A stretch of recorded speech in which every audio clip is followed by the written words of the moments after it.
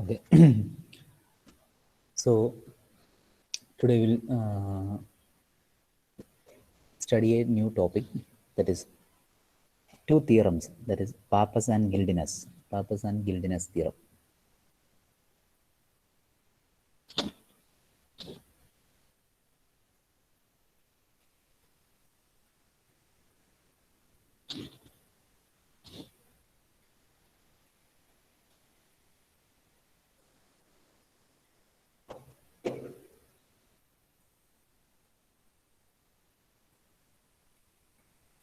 Pappus and Guldinus theorem.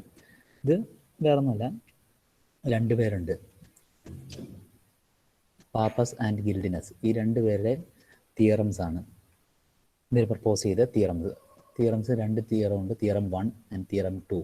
അപ്പോൾ theorem 1 എന്താണ്, theorem 2 എന്താണെന്ന് നമുക്ക് നോക്കാം. രണ്ടും ഏകദേശം ഒരേപോലെ വരും.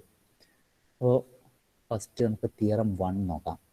Okay, theorem 1.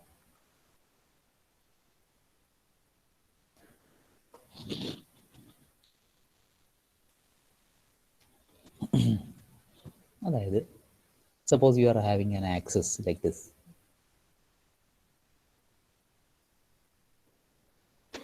ഒരു ആക്സിസ് ഉണ്ട് ഇതുപോലെ. ഇനി നിങ്ങൾക്ക് ഒരു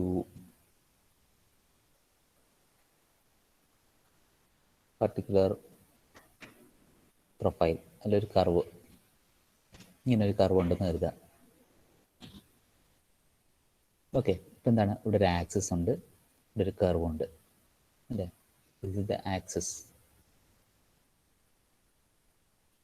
and this is the curve. Curve അത് വേണമെങ്കിൽ സ്ട്രെയിറ്റ് ലൈൻ ആവാം, അല്ലെങ്കിൽ ഇതേപോലെ ഇറഗുലർ ഷേപ്പ് ആവാം. അപ്പോൾ ഇങ്ങനെ ഒരു കർവ് ഉണ്ട്, ഒരു ആക്സിസ് ഉണ്ട്. ഈ ആക്സിസിന് എബൌട്ടായിട്ട് ഈ കർവിനെ റൊട്ടേറ്റ് ചെയ്യാന്ന് കരുതുക. ഈ കർവ് റൊട്ടേറ്റ് ചെയ്യുകയാണെങ്കിൽ എന്തായിരിക്കും സംഭവിക്കുക? നമുക്ക് ഇതുപോലൊരു സർഫസ് ജനറേറ്റ് ചെയ്യും അല്ലേ. ഈ ആക്സിസിന് എബൌട്ടായിട്ട് ഇതേപോലെ ഈ കർവ് റൊട്ടേറ്റ് ചെയ്യുമ്പോൾ എന്താണ്, ഒരു സർഫസ്, ഒരു പർട്ടിക്കുലർ ഷേപ്പിലെ സർഫസ് ക്രിയേറ്റ് ചെയ്യുന്നു. അപ്പോൾ ഈ ഒരു കർവ് റൊട്ടേറ്റ് ചെയ്തപ്പോൾ ഈ ടൈപ്പ് സർഫസ് ക്രിയേറ്റ് ചെയ്തു. ഇനി സപ്പോസ് നമുക്കൊരു ലൈൻ തന്നെയാണ് റൊട്ടേറ്റ് ചെയ്യുന്നതെങ്കിൽ,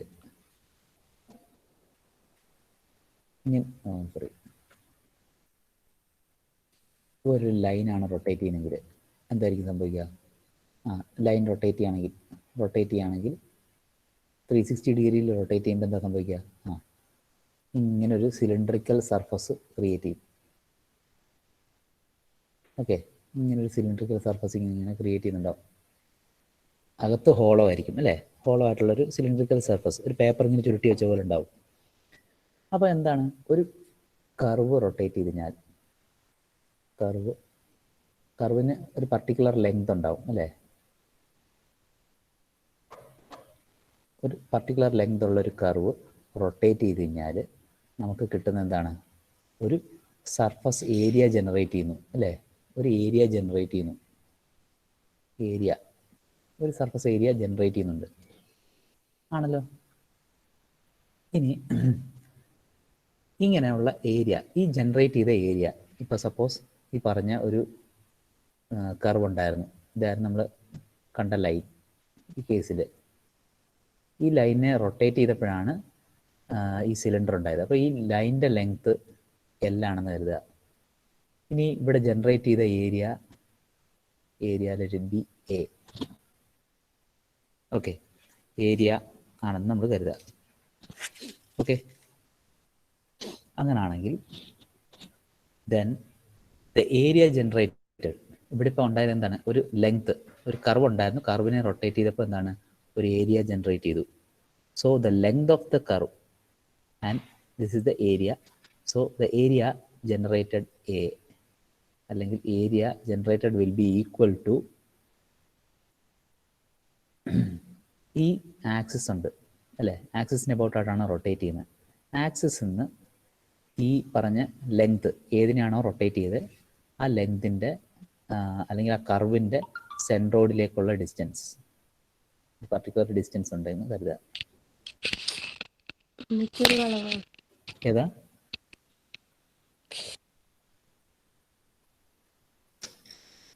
കേട്ടില്ല. ഓക്കെ, അപ്പോൾ നമ്മൾ പറഞ്ഞു എന്താണ്, ഒരു ലെങ്തിനെ റൊട്ടേറ്റ് ചെയ്ത് കഴിഞ്ഞാൽ, അല്ലെങ്കിൽ എന്തെങ്കിലും ഒരു കർവ് ഉണ്ട്, ആ കർവിനെ നമ്മൾ റൊട്ടേറ്റ് ചെയ്യുന്നു എന്ന് പറഞ്ഞു അല്ലേ, കർവിനെ റൊട്ടേറ്റ് ചെയ്തു, അപ്പോൾ ഒരു ഏരിയ ക്രിയേറ്റ് ചെയ്തു. അങ്ങനെ ക്രിയേറ്റ് ചെയ്യുന്ന ഏരിയ എന്ന് പറയുന്നത് ആ particular length into the perpendicular distance, perpendicular distance ആണ്. പെർപെൻഡിക്കുലർ ഡിസ്റ്റൻസ് എന്ന് പറഞ്ഞു കഴിഞ്ഞാൽ വേറൊന്നുമല്ല, ഇതിൻ്റെ സെൻട്രോയിഡിലേക്കുള്ള ആ കർവിൻ്റെ സെൻട്രോയിഡിൽ നിന്ന് ആക്സിസിലേക്കുള്ള പെർപെൻഡിക്കുലർ ഡിസ്റ്റൻസ്. ആ ഡിസ്റ്റൻസുമായിട്ട് മൾട്ടിപ്ലൈ ചെയ്ത് കഴിഞ്ഞാൽ നമുക്ക് ഏരിയ കിട്ടുന്നു. അതായത് വേറൊന്നുമല്ല, എന്താണ്, whenever a curve is rotated about an axis, an area is generated and the generated area will be equal to, അങ്ങനെ ഏരിയ ജനറേറ്റ് ചെയ്യുന്നു അല്ലേ, അപ്പോൾ ജനറേറ്റ് ചെയ്ത area will be equal to the product of the length, ഏതിനെയാണോ rotate ചെയ്ത് അതിൻ്റെ length and എന്താണ്, the perpendicular distance of the centroid to the axis. ഇതിനെയാണ് നമ്മൾ തിയറം 1 എന്ന് പറയുന്നത്. ഇത്രയേ ഉള്ളൂ തിയറം 1. ഇനി തിയറം 2 എന്ന് പറയുമ്പം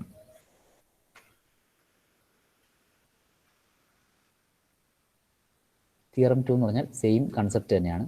പക്ഷേ ഇവിടെ എന്തായിരുന്നു, ഫസ്റ്റ് കേസിൽ എന്തായിരുന്നു, ഫസ്റ്റ് കേസിൽ we have rotated the curve and made an area. ഇനി അടുത്ത ഇവിടുത്തെ കേസിൽ ഒരു ഏരിയനെ നമ്മൾ റൊട്ടേറ്റ് ചെയ്യാണ്. ഏരിയ റൊട്ടേറ്റ് ചെയ്യുമ്പോൾ എന്താ സംഭവിക്കുന്നത് നോക്കാം. അപ്പോൾ suppose you are having an axis like this and you are having an area like this, എന്താ പറയുക,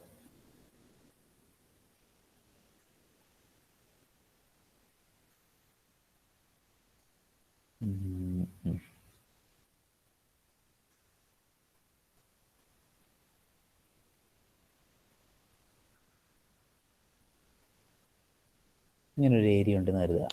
ഓക്കെ, ഒരു rectangular area. Okay, suppose this area is rotated, ഇത് ഏരിയ ആണ് എ. ഇതിനെ റൊട്ടേറ്റ് ചെയ്ത് കഴിഞ്ഞാൽ എന്താ സംഭവിക്കുക, റൊട്ടേറ്റ് ചെയ്ത് കഴിഞ്ഞാൽ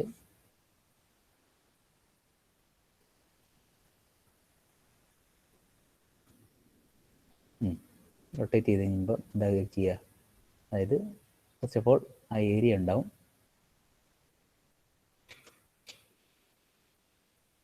ഇതാണ് ആ ഏരിയ അല്ലേ. ഇതിനെ റൊട്ടേറ്റ് ചെയ്യുമ്പോൾ എന്താ സംഭവിക്കുക,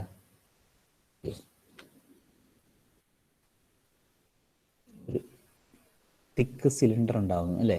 ഇതേപോലെ ഇങ്ങനെ റൊട്ടേറ്റ് ചെയ്ത് വരുന്നു.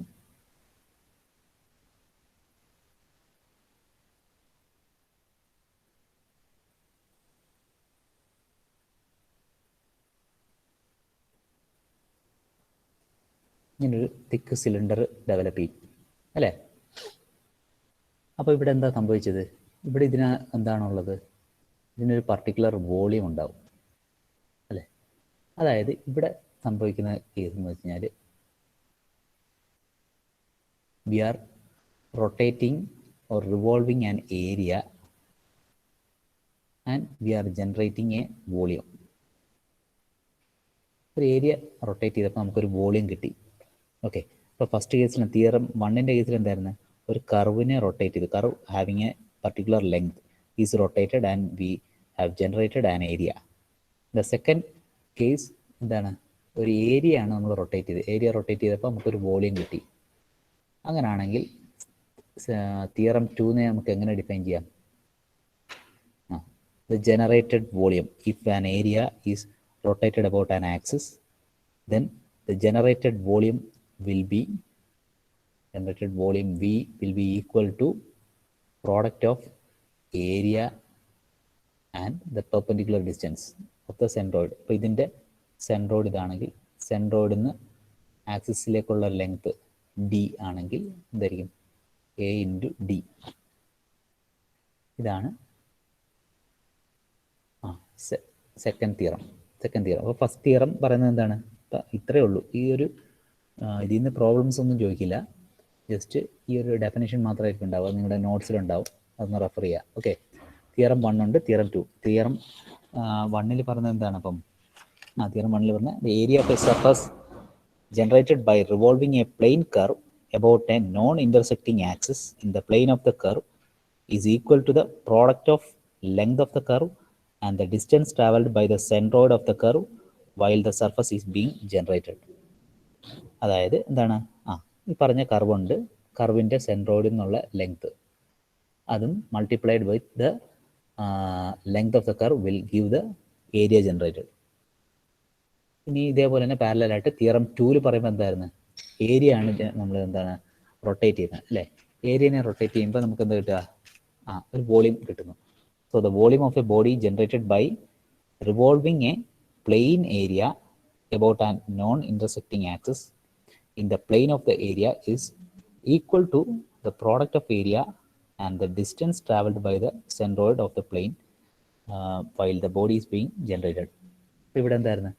ഏരിയനെ റൊട്ടേറ്റ് ചെയ്യുന്നു, അതുവഴി നമുക്ക് എന്താണ്? വോളിയം ജനറേറ്റ് ചെയ്തു.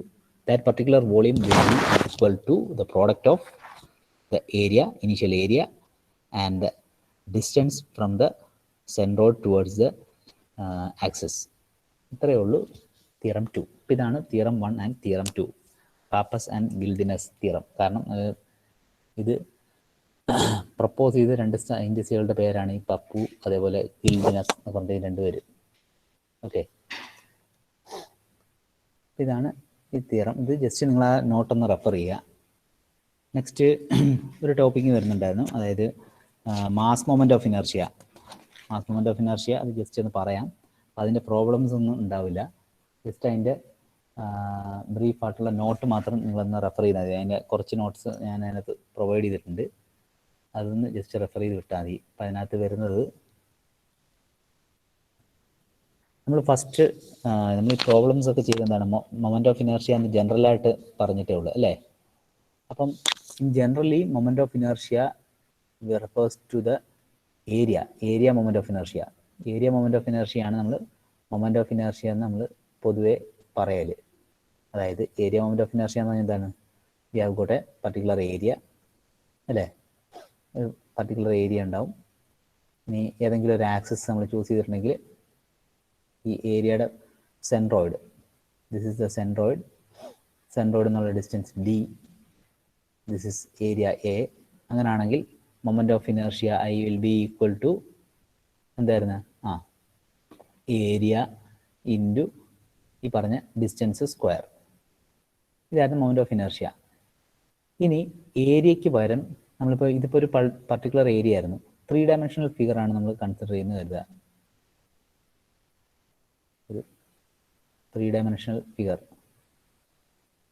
ആണ് നമ്മൾ കൺസിഡർ ചെയ്യുന്നതെങ്കിൽ, ഓക്കെ, ഇതിന് എന്താണ്? സെൻറ്റർ ഓഫ് ഗ്രാവിറ്റി ഉണ്ടാവും. നമ്മൾ പറഞ്ഞു 3 ഡയമെൻഷണൽ കൺസെപ്റ്റ് ആകുമ്പോൾ എന്താണ്? സെൻറ്റർ ഓഫ് ഗ്രാവിറ്റി ആയിരിക്കും ഉണ്ടാവുക. ഇതിനൊരു പർട്ടിക്കുലർ മാസ് ഉണ്ടാവും, മാസ്. ഓക്കെ, അപ്പോൾ ഇതിൻ്റെ സെൻറ്റർ ഓഫ് ഗ്രാവിറ്റി ഏതോ ഒരു പോയിന്റിലുണ്ടാവും അതിനകത്ത്. അപ്പോൾ നമുക്ക് ഇതേപോലെ ഒരു ആക്സിസ് ചൂസ് ചെയ്തു. അപ്പോൾ ആക്സിസിൽ നിന്ന് ഈ സെൻറ്റർ ഓഫ് ഗ്രാവിറ്റി വരെയുള്ള ഡിസ്റ്റൻസ് ഡി ആണെന്ന് കരുതുക. അങ്ങനെയാണെങ്കിൽ moment of inertia, mass moment of inertia, ഇപ്പോൾ 3 ഡയമെൻഷണൽ കേസിൽ നമ്മൾ അതിനെ പറയുന്ന പേരാണ് mass moment of inertia. Mass moment of inertia will be equal to എന്തായിരിക്കും? ഏരിയയ്ക്ക് പകരം instead of A we are using mass into distance square. Okay, ഇതാണ് മാസ് മൊമെൻ്റ് ഓഫ് ഇനർഷ്യ എന്ന് പറഞ്ഞത്. ഓക്കെ, ഇതിൻ്റെ പ്രോബ്ലംസ് ഒന്നും ഉണ്ടാവില്ല. അപ്പോൾ ഇതിൻ്റെ തിയറി പാർട്ട് ജസ്റ്റ് ഒന്ന് റെഫർ ചെയ്യുക. ഓക്കെ, നമുക്കിപ്പം നെക്സ്റ്റ് ടോപ്പിക്കിലേക്ക് കിടക്കാം.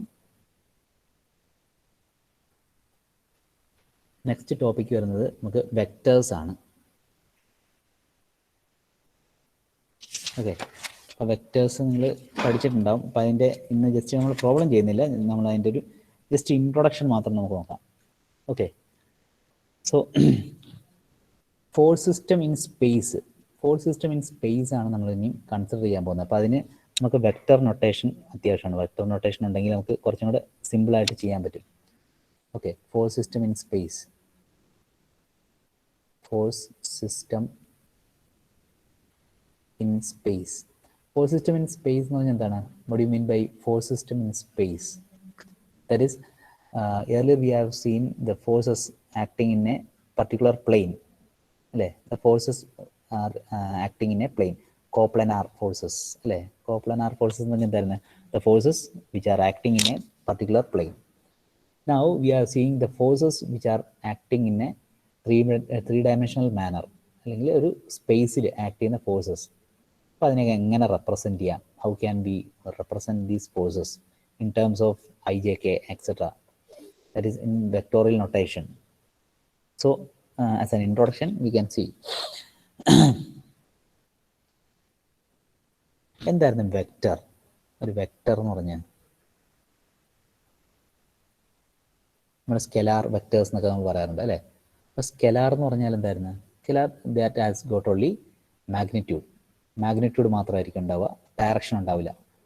വെക്റ്റർ ആണെങ്കിൽ എന്താണ്? അതിനൊരു പർട്ടിക്കുലർ ഡയറക്ഷൻ ഉണ്ടാവും അല്ലേ. So it is A quantity that possesses magnitude and direction, sometimes sense also. Sense എന്ന് പറഞ്ഞാൽ എന്താണ്? നമ്മൾ പറഞ്ഞില്ലേ, either it is clock vice or counter clock vice. ഇപ്പോൾ ഇതിനകത്ത് മെയിനായിട്ട് വരുന്നത് എന്തൊക്കെയാണ്? Magnitude, direction and sense. Sometimes sense അല്ലെങ്കിൽ ചിലപ്പോൾ സെൻസ് ഉണ്ടാവില്ല. ഓക്കെ, ഇതിൻ്റെ മെയിൻ എക്സാമ്പിൾസ് എന്തൊക്കെയായിരുന്നു? ഫോഴ്സ്, വെലോസിറ്റി, ആക്സിലറേഷൻ, ഇങ്ങനെയുള്ളതൊക്കെ എന്താണ്? വെക്റ്റേഴ്സ് ആയിരുന്നു അല്ലേ. ഈ വെക്റ്റേഴ്സിനെയൊക്കെ നമ്മൾ റെപ്രസെൻറ്റ് ചെയ്യുന്നത് എങ്ങനെയാണ്? ഡിനോട്ട് ചെയ്യുന്നത് എങ്ങനെയാണ്?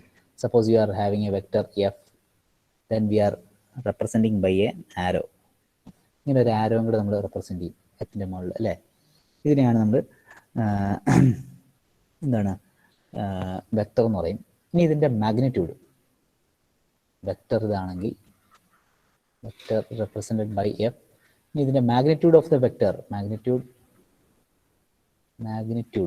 എന്ന് പറയുമ്പോൾ എന്താണ്? അതിൻ്റെ വാല്യൂ ആണ് അല്ലേ. വാല്യൂവിനെ നമ്മൾ റെപ്രസെൻറ്റ് ചെയ്യുമ്പം ഈ ആരോ ഉണ്ടാവില്ല, ജസ്റ്റ് എന്താണ്? ആൽഫബറ്റ് മാത്രമായിരിക്കും ഉപയോഗിക്കുക. ഓക്കെ, ഇപ്പോൾ ഒരു വെക്റ്റർ എന്ന് പറയുമ്പോൾ എന്താണ്? ഇപ്പോൾ നമ്മൾ പറഞ്ഞു ബേസിക്കലി വെക്റ്റർ എന്താണ്? It is having magnitude, direction and sense. It is denoted by F cap അല്ല, ഇതേപോലെ ഒരു ആരോ ഉണ്ടാവും.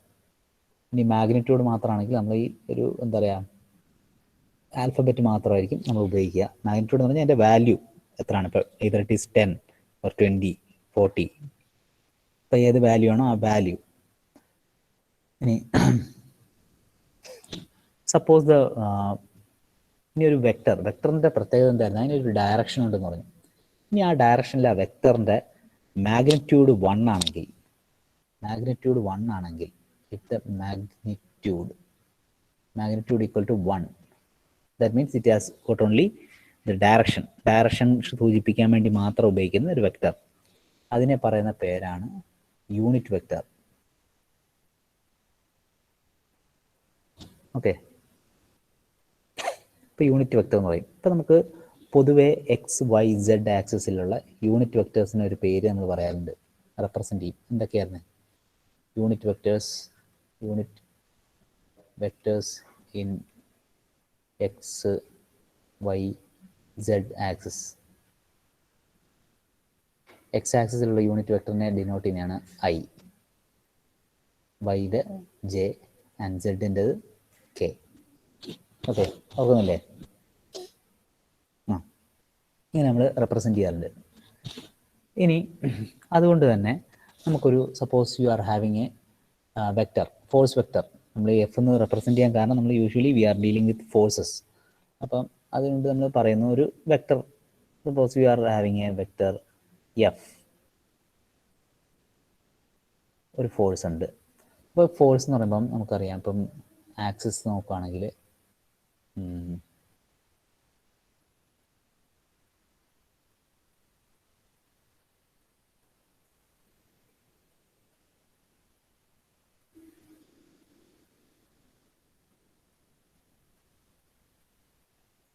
x, y, then z.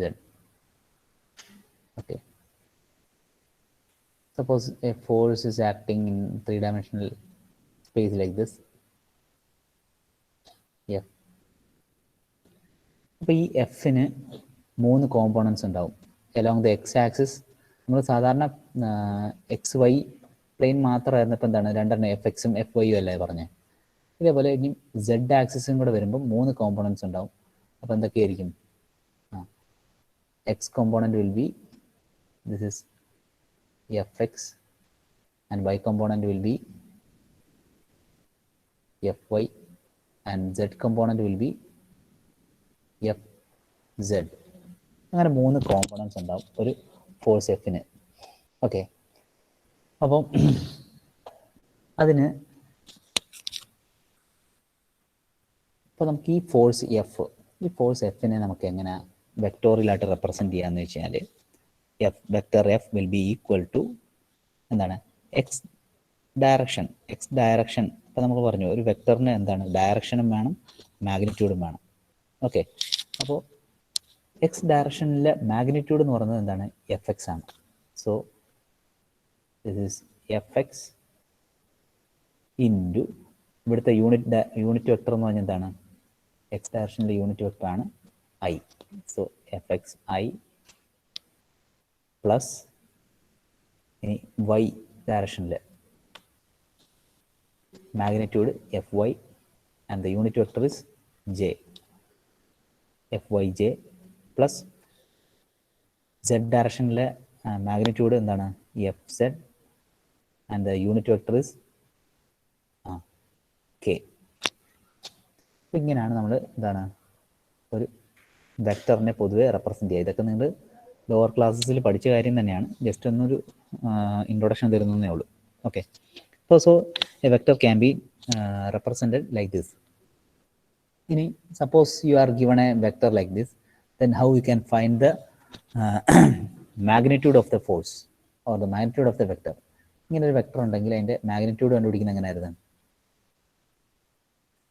F equal to F X I plus F Y J plus F Z K ആണെങ്കിൽ then the magnitude f will be equal to, magnitude എന്ന് പറയാൻ കാരണം എന്താണ്? അപ്പോൾ ഇവിടെ മാഗ്നിറ്റ്യൂഡ് വരുമ്പം ഈ ആരോ നമ്മൾ ഉപയോഗിക്കില്ല, എഫ് മാത്രം. F equal to root of I component അല്ലെങ്കിൽ എക്സ് കമ്പോണൻറ്റ്. എക്സ് കമ്പോണൻറ്റ് എന്ന് പറയുന്നത് എന്താണ്? ഐയുടെ കൂടെ ഉള്ള ഐയുടെ കോഎഫിഷ്യൻറ്റ്, അതായത് F X square plus Y component. Y component എന്ന് പറഞ്ഞാൽ ജെയുടെ കൂടെ ഉള്ള, അതായത് എന്താണ്? എഫ് വൈ സ്ക്വയർ പ്ലസ് ഇനി സെഡ് കമ്പോണൻറ്റ്. സെഡ് കമ്പോണൻറ്റ് എന്ന് പറയുമ്പോൾ എന്താണ്? കെയുടെ കൂടെ ഉള്ളത് എന്താണ്? F Z square. അപ്പോൾ ഇതാണ് മാഗ്നിറ്റ്യൂഡ് ഓഫ് എ ഫോഴ്സ് അല്ലെങ്കിൽ മാഗ്നിറ്റ്യൂഡ് ഓഫ് എ വെക്ടർ. ഇത് വെക്ടർ ആയിരുന്നു. This is magnitude. മാഗ്നിറ്റ്യൂഡ് കണ്ടുപിടിക്കുന്നത് ഇങ്ങനെയാണ്. ഇനി ഈ ഒരു ഫോഴ്സിൻ്റെ യൂണിറ്റ് വെക്ടർ ഉണ്ടെന്ന് കരുതുക. അപ്പോൾ suppose you are having a problem that you have to find the or it is told that the particular force is acting in the direction of a vector. ആ രീതിയിൽ വല്ലതും പറയും, അതായത് ഒരു വെക്ടറിൻ്റെ ഡയറക്ഷനിൽ നിന്ന്.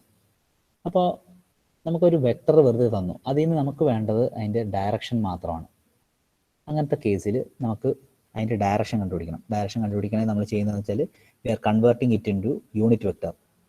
അപ്പോൾ യൂണിറ്റ് വെക്ടറായിട്ട് നമുക്ക് കൺവേർട്ട് ചെയ്യേണ്ടി വരും. അതുകൊണ്ട് ആ കേസിൽ യൂണിറ്റ് വെക്ടർ, ഇപ്പോൾ ഒരു എന്താ പറയുക വെക്ടർ നമുക്ക് തന്നിട്ടുണ്ടെങ്കിൽ അതിൻ്റെ യൂണിറ്റ് വെക്ടർ എന്ന് പറയുന്നത്, യൂണിറ്റ് വെക്ടർ വിൽ ബി വേറൊന്നുമല്ല that particular vector divided by the magnitude. Okay, vector divided by magnitude. അതായത് ഈ മാഗ്നിറ്റ്യൂഡ് എന്ന് പറഞ്ഞാൽ എന്താണ്? ഒരു വാല്യൂ ആണ് അല്ലേ? F X square plus Y square plus F Z സ്ക്വയറിൻ്റെ റൂട്ട്. അപ്പോൾ നമുക്കൊരു വാല്യൂ, സപ്പോസ് ഇറ്റ് ഈസ് 36 അല്ലെങ്കിൽ 40, എന്തെങ്കിലും ഒരു വാല്യൂ കിട്ടും. അത് ഓരോന്നിനെയും കൊണ്ടും ഡിവൈഡ് ചെയ്യണം. അപ്പോൾ നമുക്ക് എന്തായിരിക്കും ഇവിടെ ഇപ്പം വരുന്നത്? എന്തായിരിക്കും?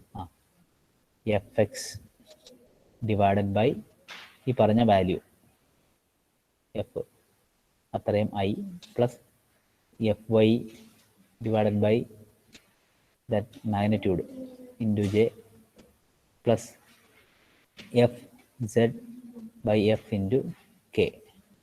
ഈ ഒരു ഫോർമാറ്റിൽ വരും. ഇതായിരിക്കും ആ യൂണിറ്റ് വെക്റ്റർ. ഓക്കെ, ഇതാണ് യൂണിറ്റ് വെക്റ്റർ. നെക്സ്റ്റ് കുറച്ച് കൺസെപ്റ്റ്സ് മാത്രം ഇന്നിപ്പോൾ നമുക്ക് പറയാം. Next position vector. Position vector എന്താണ്? പൊസിഷൻ വെക്റ്റർ, പൊസിഷൻ വെക്റ്റർ നമ്മൾ എവിടെയെങ്കിലും കേട്ടിട്ടുണ്ടോ? നമ്മളിതൊക്കെ നമ്മൾ ഉപയോഗിക്കുന്നുണ്ട്. ഇനി പ്രോബ്ലംസ് സോൾവ് ചെയ്യാനൊക്കെ നമ്മൾ ഈ ഒരു കേസ് നമ്മൾ കൺസിഡർ ചെയ്യും. അത് രണ്ട് രീതിയിലുണ്ട്. ഓരോ കേസ് നമ്മൾ പറയാം. സപ്പോസ് നമുക്ക് വേണ്ടത് പൊസിഷൻ വെക്റ്റർ ഓഫ്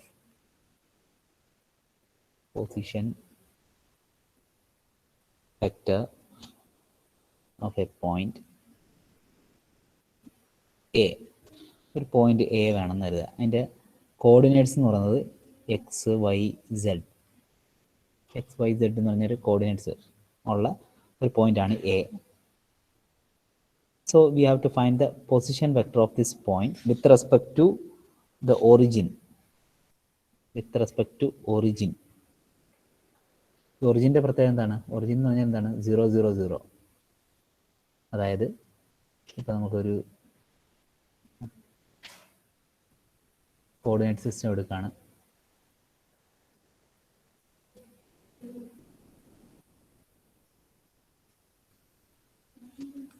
രണ്ട് പോയിന്റ്സ് ഉണ്ടെന്ന് കരുതുക. This is the origin. ഒറിജിൻ്റെ കോർഡിനേറ്റ്സ് എന്ന് പറഞ്ഞാൽ എന്തായിരിക്കും? 0 0 0. ഇനി suppose this is our point A. ഇതിൻ്റെ കോർഡിനേറ്റ്സ് ആണ് എക്സ് വൈ സെഡ് എന്ന് കരുതുക. അങ്ങനാണെങ്കിൽ നമ്മളതിൻ്റെ പൊസിഷൻ വെക്റ്റർ എന്ന് പറഞ്ഞാൽ ഇപ്പം എ എന്ന് പറഞ്ഞ പോയിൻ്റാണ്. ആ പോയിന്റിൽ നമ്മൾ നിൽക്കുകയാണ് with respect to O, with respect to origin O. അപ്പം with respect to O position vector of A എന്ന് പറഞ്ഞാൽ അതായത് ഇങ്ങനെ ആയിരിക്കും. ഓക്കെ, അതെന്ന് പറഞ്ഞാൽ നമ്മളെപ്പോഴും നമ്മൾ പറയുന്നുണ്ട് ഫൈനൽ മൈനസ് ഇനീഷ്യൽ. അതായത് X minus 0 into I plus Y minus 0 into J plus Z minus 0 into K. ആ ഒരു ഫോർമാറ്റിൽ വരും. അതായത് എന്തായിരിക്കും? ഇവിടെ X minus 0 into I plus Y minus 0 into J plus Z minus 0 into K. ഇവിടെ with respect to origin ആയതുകൊണ്ട് എന്താണ്? രണ്ടാമത്തെ ടേം എല്ലാം 0 ആണ്. ദെയർഫോർ നമുക്ക് ഡയറക്റ്റ്ലി എങ്ങനെ എഴുതാം? X I plus Y J plus Z K. അതുകൊണ്ടാണ് ഇങ്ങനെ വരുന്നത്.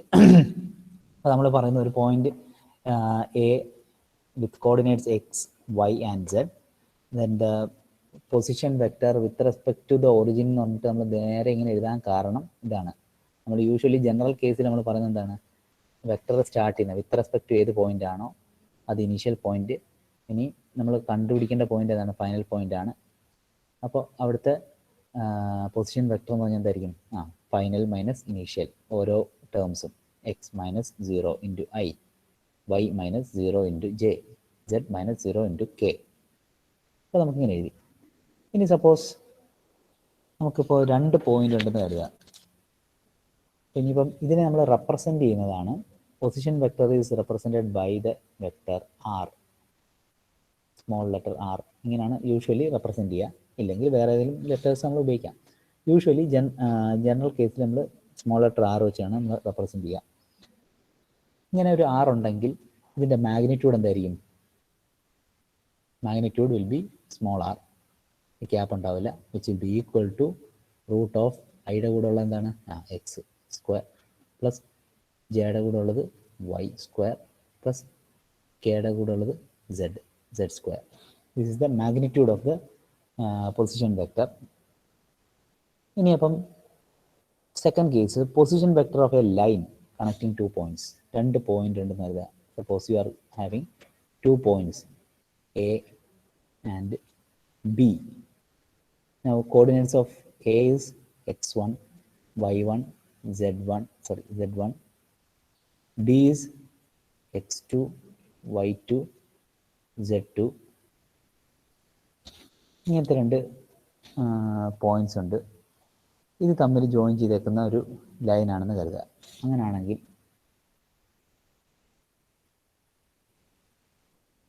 ഇങ്ങനൊരു ലൈൻ ഉണ്ടെന്ന് കരുതുക. അങ്ങനെയാണെങ്കിൽ പൊസിഷൻ വെക്റ്റർ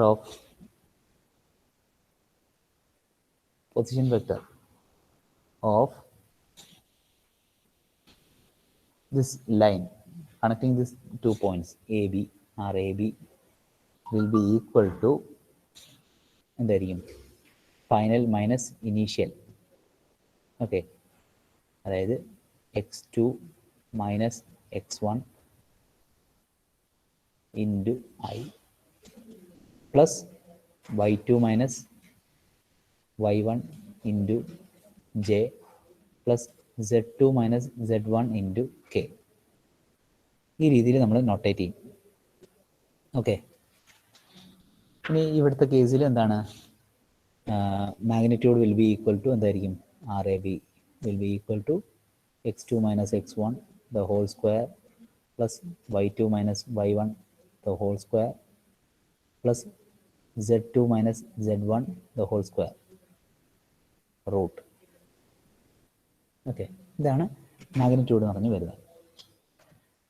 ഓക്കെ, ഇനി നെക്സ്റ്റ് നമുക്ക് ഇനി vector addition, vector subtraction, cross product, dot product, അങ്ങനെ കുറച്ച് കാര്യങ്ങളുണ്ട്. അത് നമുക്ക് നെക്സ്റ്റ് ക്ലാസ്സിൽ ഡിസ്കസ് ചെയ്യാം. ഓക്കെ.